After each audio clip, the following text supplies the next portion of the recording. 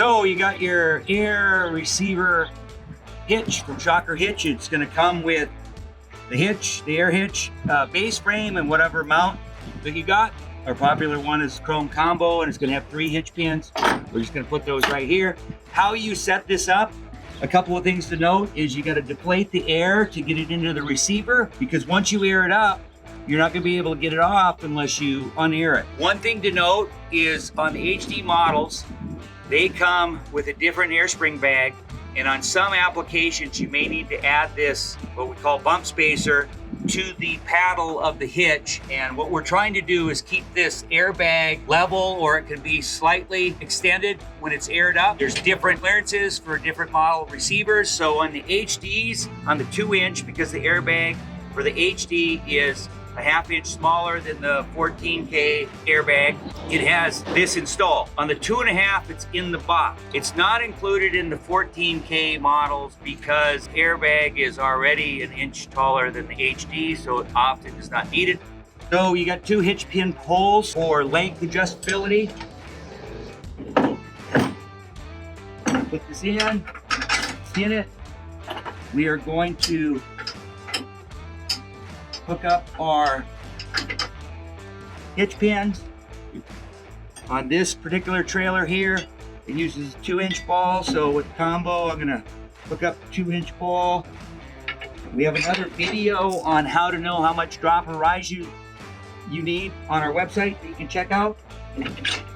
So I got my hitch pins in, my mount on. Now, what I usually do is I'll air it up a little bit, and the air spigot is right here on the side, the air valve. There's also our pivot bolt. It's inch steel greasable pivot bolt, which is what the air hitch pivots on, but we're going to put a little air in it. So I just put about 17 pounds of air pressure in it for right now.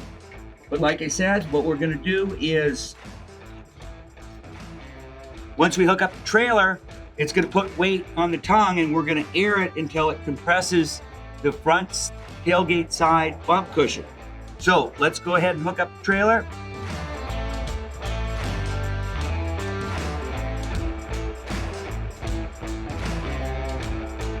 And so I'm actually going to reduce a little air because doesn't have a lot. I got an empty trailer, so it doesn't have a lot of tongue weight.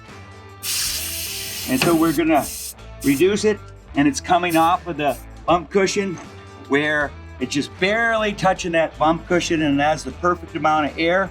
So now that we have the proper air pressure, we're gonna go ahead and hook up the safety chains.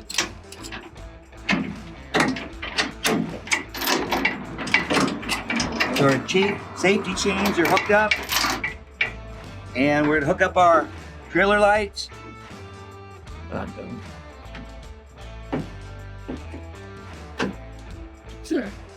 We have our air pressure setting, which is again based on the making sure that once you're loaded, you air it up until it compresses the tailgate side, the truck side, the tow vehicle side bump cushion. If we let all the air out, it would drop this down, and we're gonna air it up till it compresses this tailgate side bump cushion slightly. And again, if you add weight to your trailer or to what you're towing, or add weight to the bed of the truck, you will have to add more air pressure, or if you reduce the weight of what you're towing, you'll reduce the air pressure. To learn more or to find a dealer near you, visit us at shockerhitch.com.